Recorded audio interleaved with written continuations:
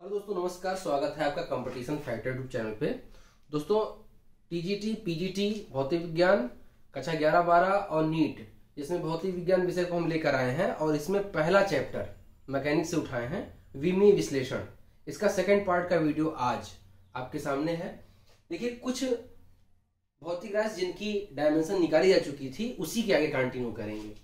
बल आघूर्ण, जिसे हम इंग्लिश में कहते हैं टार्क, ठीक है।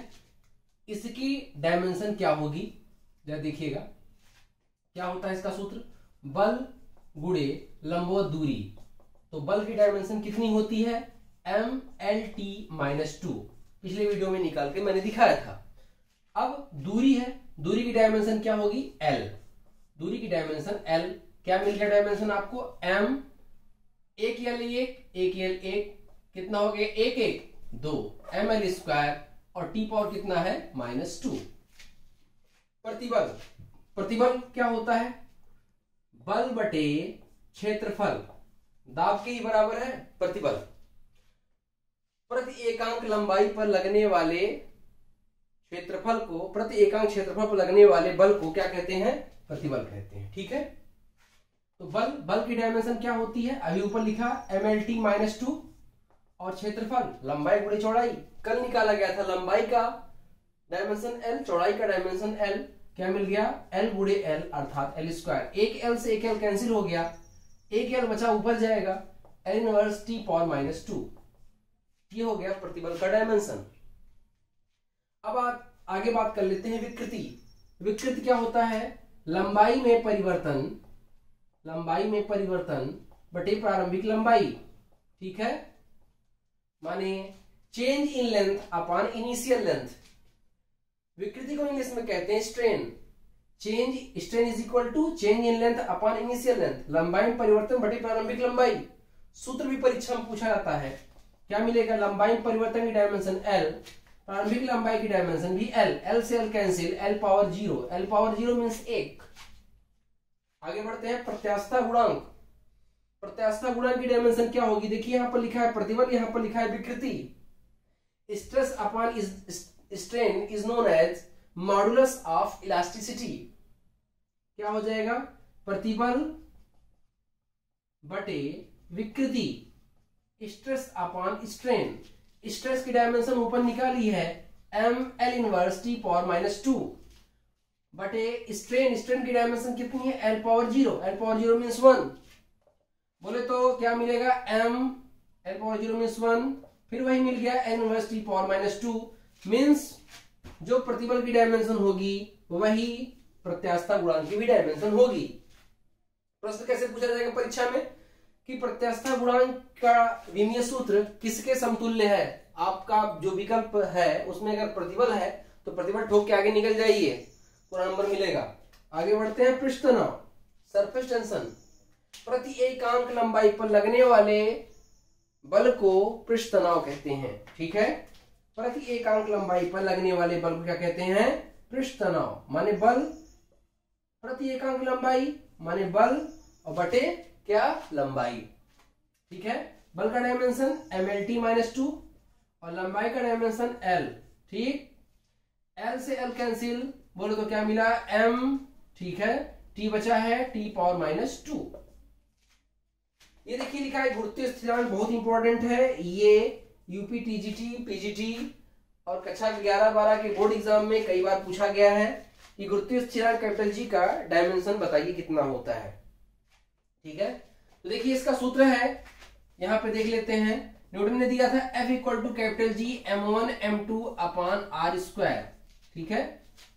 तिरछा गुणा कर लीजिए, यहां से देख लीजिए आपको मिल जाएगा क्या? इसका इससे गुणा, इसका इससे गुणा, क्या मिलेगा बाबू? ये मिल जाएगा f(r²) upon m1 into m2। f माने क्या? बल। बल की डायमेंशन क्या होती है? mlt-2, ठीक। r माने क्या? दूरी, और दूरी की डायमेंशन क्या? l। तो l², इस पे स्क्वायर था इसलिए स्क्वायर लगा दिया भाई। आगे बढ़ते हैं। m1 m2 दोनों क्या है? मास है। m फॉर मास, मास माने द्रव्यमान, द्रव्यमान की डायमेंशन m, ठीक है। m से m कैंसिल, क्या मिल गया? ये देखो m है, ये पावर 1 है, ऊपर जाएगा पावर -1। ये एल स्क्वायर इस एल से गुणा होगा एल क्यूब, और टी पावर कितनी हो गई -2। तो ये हो गई ग्रेविटेशनल कोफिशिएंट कैपिटल जी का की डायमेंशन, अर्थात कैपिटल जी का विमीय सूत्र। अब विमाओं, इसके बाद भी विमाएं हैं जो धीरे धीरे करके सूत्र के अनुसार आपको निकाल के दिखाई जाएंगी। अगर किसी भौतिक राशि की विमा आपको जाननी है तो उसको कमेंट बॉक्स में लिख सकते हैं, उसका उत्तर आपको मिल जाएगा। ठीक है, ये एक प्रोसेस था जिसमें भौतिक राशियों की विमाएं निकालना सीखते हैं। बाकी पूरे सिलेबस में भौतिक राशियों की विमाएं निकालना ही धीरे धीरे सीखेंगे, सूत्र याद होने पर बहुत आसान हो जाता है। अब भौतिक राशि की विमाओं के क्या उपयोग हैं वो आपको बताया जाएगा। भौतिक राशि की विमाओं के क्या उपयोग, विमाओं के उपयोग, इसमें पहला जो टॉपिक है वो है एक पद्धति से के मात्रक को दूसरी पद्धति के मात्रक में बदलना। वैसे विमाओं के 3 उपयोग हैं जो क्रमशः आपको बताए जाएंगे, लेकिन जो पहला उपयोग है विमा का वो क्या है कि अगर किसी भी एक सिस्टम में किसी भौतिक राशि का मान दिया गया है तो उस भौतिक राशि का मान दूसरे सिस्टम में हम कैसे कन्वर्ट कर देंगे, कैसे बदल देंगे। ये इसके लिए किसका यूज करते हैं, डायमेंशन का, अर्थात विमाओं का। अब देखिए इसमें एक प्रश्न दिया गया है, मैं एग्जांपल के तौर पे इसे लिया हूं। यदि गुरुत्वीय त्वरण स्मॉल जी का मान 9.8 मीटर पर सेकेंड स्क्वायर हो, इसमें लंबाई मीटर में और समय सेकंड में दिया गया है, तो लंबाई को किलोमीटर और समय को मिनट मानकर स्मॉल जी का मान बताइए कितना होगा। इसके लिए विमा का उपयोग करना आपको कंपलसरी कर दिया गया है। ठीक है, अब देखिए कैसे ज्ञात करेंगे। यहां पर ध्यान दीजिएगा, ये क्या है, ये है आंकिक मान, आंकिक मान, न्यूमेरिकल वैल्यू है ये 9.8 अंक लिखा है इसीलिए आंकिक मान कहा गया। ये दोनों क्या है, ये मात्रक है। अगर इसे लिखा जाए आंकिक मान को, इंग्लिश में कहते हैं न्यूमेरिकल वैल्यू। ठीक है, तो न्यूमेरिकल वैल्यू की स्पेलिंग किससे स्टार्ट हो रही है, एन से। तो यहां पर 3 चीजें लिखी गई हैं। क्या लिखी गई हैं, एक तो न्यूमेरिकल वैल्यू लिखी गई, दूसरा मान लिखा गया, तीसरा भौतिक राशि लिखी गई है।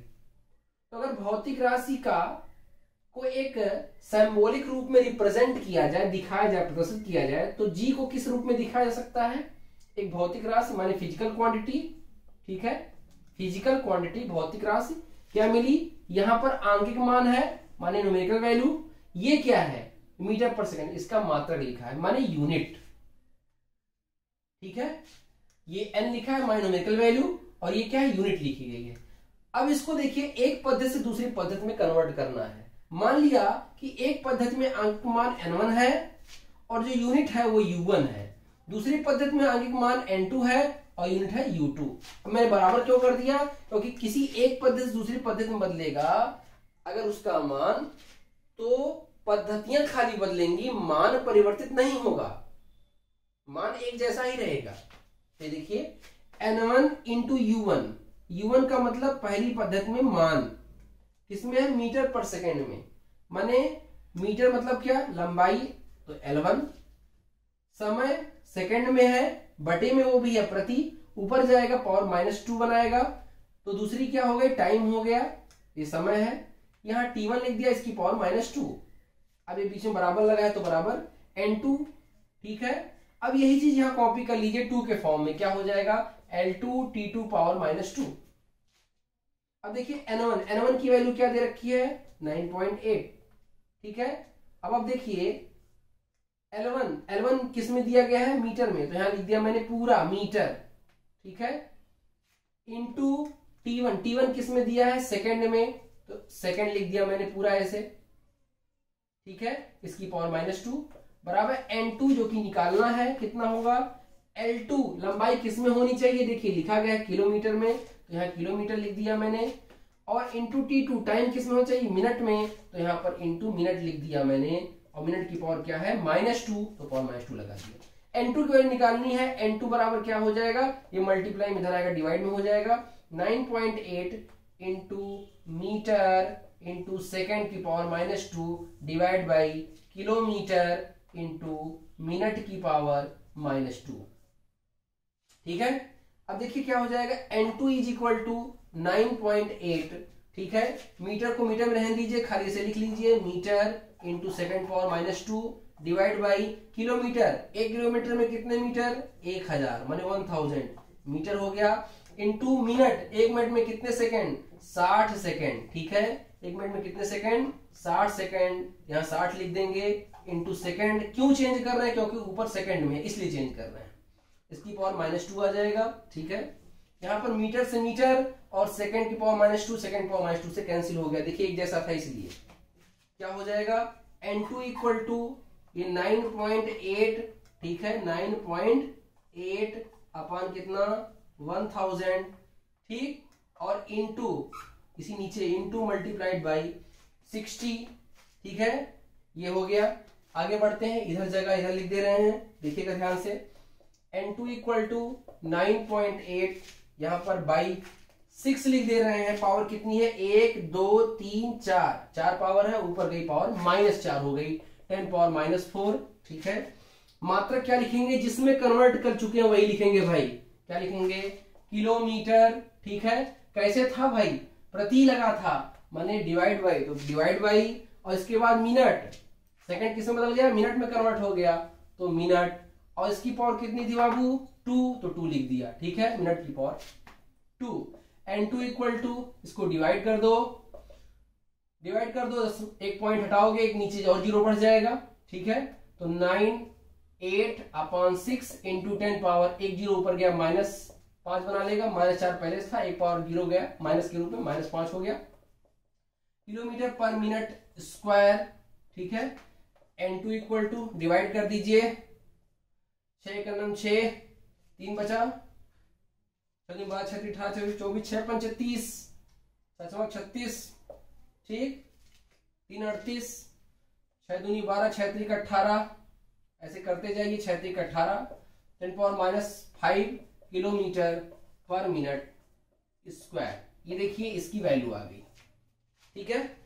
ये आपका एक तरीका है, आप चाहें तो यहीं पर मान रख के और सीधे वैल्यू निकाल सकते हैं। मैंने एक तरीका बताया था, इसमें हमको कक्षा 11 के बच्चों को, 12 के बच्चों को, और जिनका फाउंडेशन एकदम वीक है मैं वहां से लेकर चलना चाह रहा था, ठीक है। तो इसके आगे दूसरा होगा सूत्र के सत्यता की जांच, ये भी मॉक के उपयोग का दूसरा भाग है। पहला भाग बताया क्या कि किसी भी भौतिक राशि के मान को एक पद्धति दूसरे पद्धति में बदलना, मैंने एक सिस्टम दूसरे सिस्टम में चेंज हो जाए। दूसरा क्या है, सूत्र के सत्यता की जांच करना। जैसे एक सूत्र लिखा है, मान लीजिए v is equal to √2gh, ये v क्या है, वेलोसिटी है, √2gg क्या है, ग्रेविटेशनल एक्सीलरेशन, गुरुत्वीय त्वरण, h क्या है, ऊंचाई है, v क्या है, वेग है। इसके सूत्र के सत्यता की जांच करनी है कि सूत्र सही लिखा है कि गलत। कैसे करेंगे, ये विमा का दूसरा उपयोग है। देखिए इसमें दो पक्ष है, एक LHS ये है और ये क्या है, RHS, राइट हैंड साइड। ये लेफ्ट हैंड साइड लेफ्ट की ओर है, ये राइट हैंड साइड राइट की ओर है।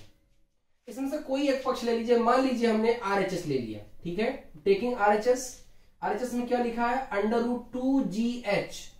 सबसे पहले इसकी डायमेंशन लिखेंगे, डायमेंशन इसकी क्या होगी ये चेक करेंगे, और फिर v की डायमेंशन क्या होगी इसको चेक करेंगे।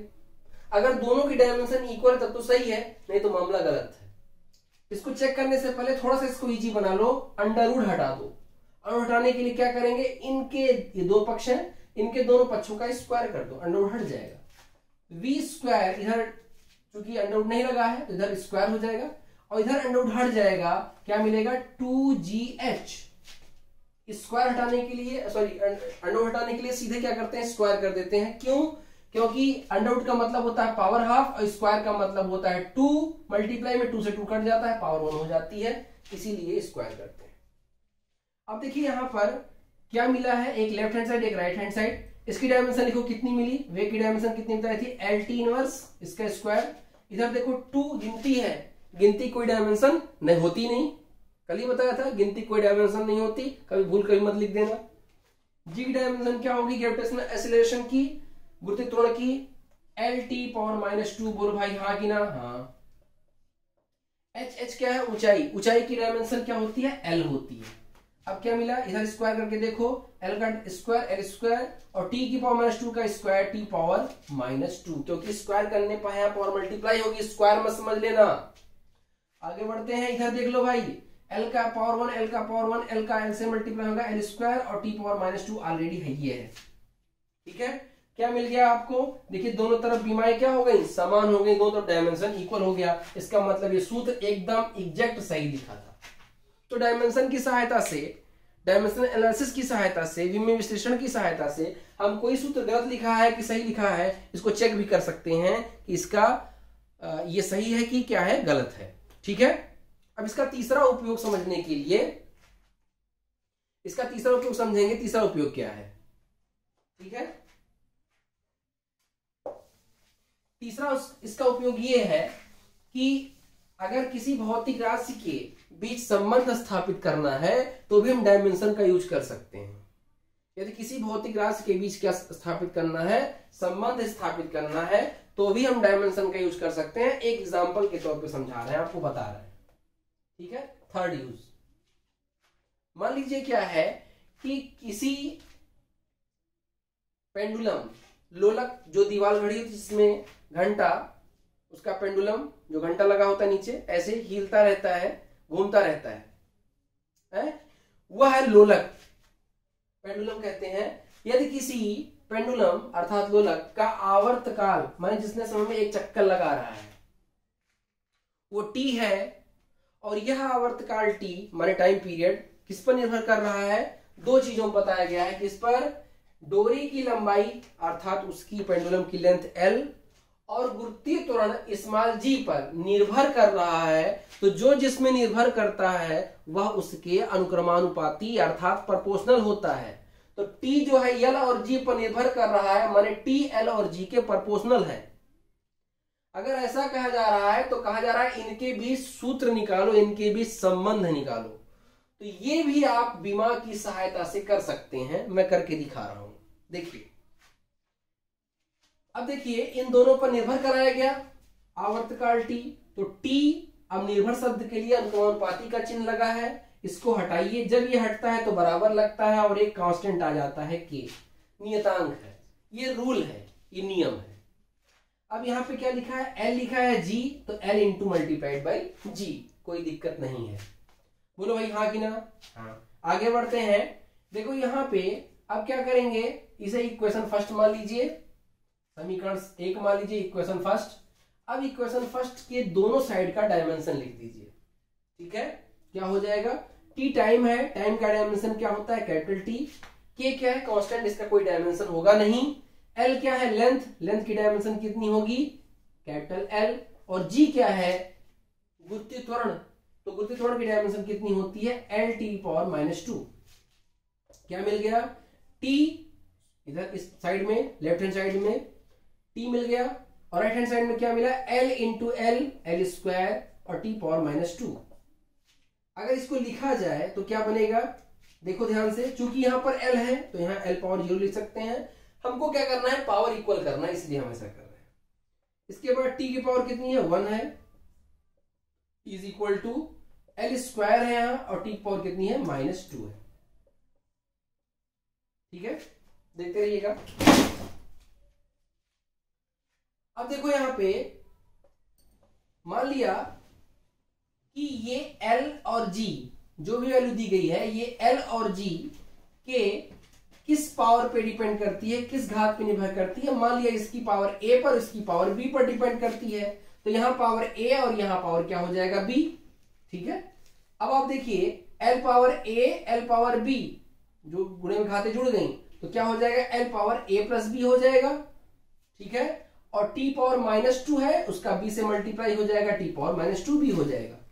ठीक, एक सेकंड थोड़ा सा इस पे ध्यान दे देंगे। L power A plus B और T पावर -2B। अब आप देखिए अगर इक्वल करिए, इसे इक्वेशन सेकंड मान लीजिए, इक्वल करिए, तो यहां भी L है, यहां भी L है, यहां भी T है, यहां भी T है। इसे इक्वल करके चेक कर लीजिए, आपको पता है कि अगर आधार समान होता है तो घातें भी समान होती हैं। क्या मिलेगा, यहां पे देखो L को पहले इक्वल करके देखो, तो यहां L की पावर A प्लस B, यहां L पावर 0, मीन्स क्या मिला, a plus B is equal to कितना 0। इसे इक्वेशन थर्ड मान लीजिए, एक सांकेतिक इक्वेशन है। और t की पावर -2b, यहाँ t की पावर 1, तो बताओ यहाँ पर t की पावर -2b मतलब -2b, यहाँ भी t की पावर 1 माने 1, ठीक है, क्योंकि बेस इक्वल है।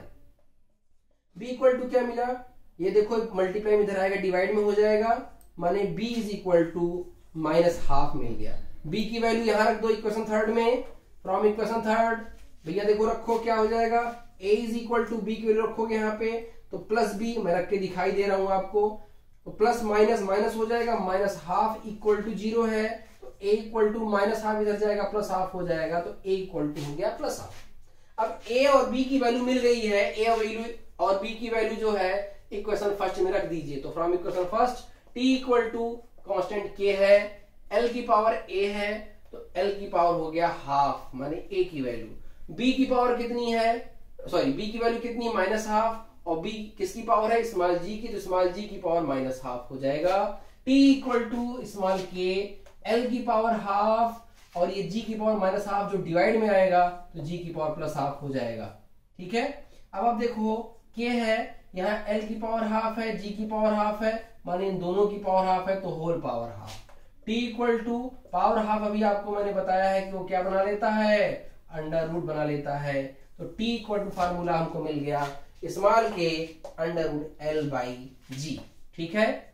इसे आप इक्वेशन मान सकते हैं 4, और यही फाइनल इक्वेशन है। तो इस प्रकार आपने देखा कि डायमेंशन का यूज करके 3 यूज मैंने बताया है, फिर से एक बार रिपीट कर दे रहा हूं। पहला यूज है किसी भी भौतिक राशि के मान को एक सिस्टम से दूसरे सिस्टम में, एक पद्धति दूसरे पद्धति में चेंज करेंगे। दूसरा क्या, किसी फार्मूले को कि वो सही गलत उसकी जांच कर लेंगे। और तीसरा क्या है, अगर कोई रिलेशन दिया गया है तो उस अगर कोई रिलेशन दिया गया है तो उसको डायमेंशन की सहायता से, माने बीमा की सहायता से इस्टेब्लिश कर देते हैं, माने सिद्ध कर देते हैं, प्रूव कर देते हैं। तो 3 इसके यूज हैं, और इस पे न्यूमेरिकल अब आगे कंटिन्यू कर सकते हैं। हम आसान से शुरू किए थे, अब धीरे धीरे कठिन प्रश्नों की तरफ बढ़ेंगे, क्योंकि चैप्टर समाप्त है। अब केवल और केवल अंकित प्रश्न और बहुविकल्पीय प्रश्न हल होंगे, जो क्रमशः नीट की परीक्षा में, टीजीटी की परीक्षा में, पीजीटी की परीक्षा में इस चैप्टर से पूछे गए होंगे। तो आज के वीडियो में इतना ही। अगर वीडियो पसंद आया हो तो एक लाइक कीजिएगा, चैनल पे नए हैं सब्सक्राइब करिएगा, और बेल आइकन प्रेस करेंगे सबसे पहले वीडियो का नोटिफिकेशन आपको प्राप्त होगा। धन्यवाद।